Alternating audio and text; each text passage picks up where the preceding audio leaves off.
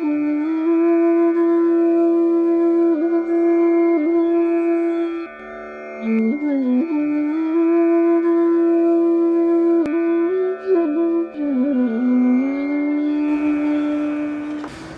प्राणायाम और करना है क्या? हाँ, वो तो जिंदगी भर करना पड़ेगा, जीवन भर करना। जीवन भर?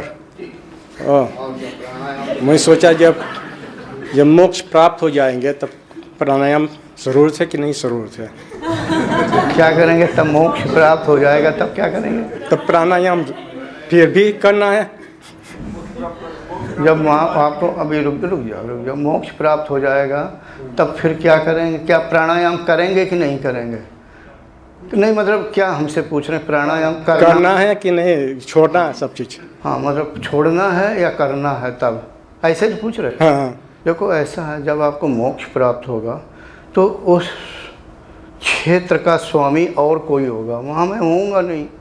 जब मैं होऊंगा नहीं तो मैं क्यों बताऊँ? अच्छा।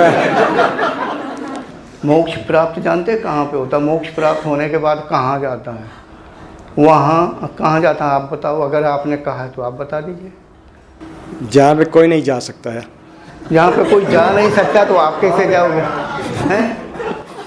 उधर जाना है। एक मिनट सुनो कोई, हाँ आप फिर बताएं कहाँ, मतलब कहाँ पे?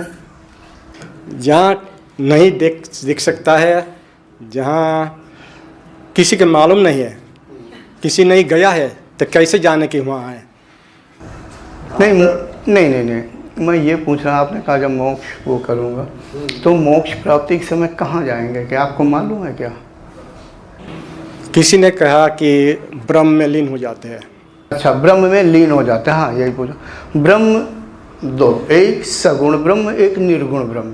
यानी वास्तव में ब्रह्म निर्गुण को ही कहते हैं, सगुण यानी स्वरूप में आ गया, इसलिए दो ब्रह्म कह देते हैं। ब्रह्म का मतलब ब्रह्म निर्गुण ही होता है, जिसका कोई स्वरूप नहीं। तो आप किस ब्रह्म के लिए कह रहा? जो सगुण होता है उसको तो ईश्वर भी कह देते हैं, पर्यायवाची शब्द है। हाँ, तो किस ब्रह्म की बात कर रहे हैं, निर्गुण की या सगुण की? इस बारे में मुझे अभी जानकारी नहीं है। चलो मैं जानकारी करा देता हूँ। आपने कहा जब मोक्ष होगा तो क्या तब भी करना पड़ेगा? जब मोक्ष होगा ना, वहाँ प्राणवायु होगी ही नहीं। अच्छा, प्राणवायु होगी ही नहीं। अगर आप सगुण ब्रह्म की बात करें तो वहाँ बीज रूप में होगी, बीज रूप में बताता हूँ क्या, वहाँ प्राणवायु होती ही नहीं है।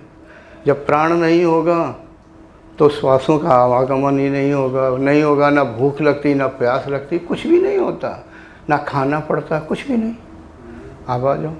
सूक्ष्म का भाव ये है, आप अनाज को, कोई सा भी अनाज लें, अनाज समझ रहे हैं ना, जैसे गेहूँ, चना, जो ये है ना, मान लो कोई गेहूँ को ले लें, चना को ले लें, कोई सा भी लें, चने के अंदर पेड़ होता है, ऐसा सभी कहते हैं, हम सभी जानते हैं। और किसान लोग जैसे बोते हैं ना खेत में, ज़मीन में, या आप गार्डन का काम करते हैं तो जो फूलों के पेड़ होते हैं तो कभी कभी बीज लगा दिए भूमि पर, लेकिन क्या उस बीज में देखो क्या पेड़ घुसा हुआ है क्या? नहीं देख सकते। आप देख सकते हैं क्या? नहीं देख सकते। उसी को कह देते हैं बीज रूप में, यानी अदृश्य रूप में, यानी स्वरूप दिखता नहीं है लेकिन होता है। इसी तरह से जो सगुण ब्रह्म है, यानी परा प्रकृति का क्षेत्र या ईश्वर का क्षेत्र, वहाँ पर प्राणवायु इस तरह नहीं होती है, बीज रूप में विद्यमान होती है। आपने शायद मेरी किताबें अब ध्यान से नहीं पढ़ी होंगी, शायद मैंने कहीं लिखा हो कि जब ये अपरा प्रकृति होती है ना, जब महाप्रलय होती है, तो अपरा प्रकृति जो सभी जीवों के चित्त हैं वो बीज रूप में अपने अंदर समेट लेती है। परा प्रकृति सभी जीवों के चित्त अपने अंदर, और फिर अति सूक्ष्म यानी अदृश्य रूप में वहाँ विद्यमान हो जाते हैं परा प्रकृति में। ठीक, जो जीव का चित्त, क्योंकि जो फिर जब सृजन का काम होता, नहीं कहते कैसे प्राकट होता है सृष्टि का काम, फिर वो तो जीवों के चित्त निकलने शुरू हो गए। जब जीवों के चित्त शुरू हो गए तो उनका जो चित्त, उनका स्वामी है, वो एक से अनेक होके ऐसे समझ लेता है। यानी अब क्यों ऐसा होता है? अगर कहते हैं सभी के जीवों के चित्त नष्ट हो जाएं तो मोक्ष मिल जाएगा, मगर नहीं, नष्ट नहीं। और फिर भी स्वयं प्रकृति वो अदृश्य रूप से विद्यमान हो जाती है, ऐसा समझो बीज रूप में, वो भी नहीं दिखती है, होती है पराप्रकृति लेकिन दिखती नहीं है। ठीक है।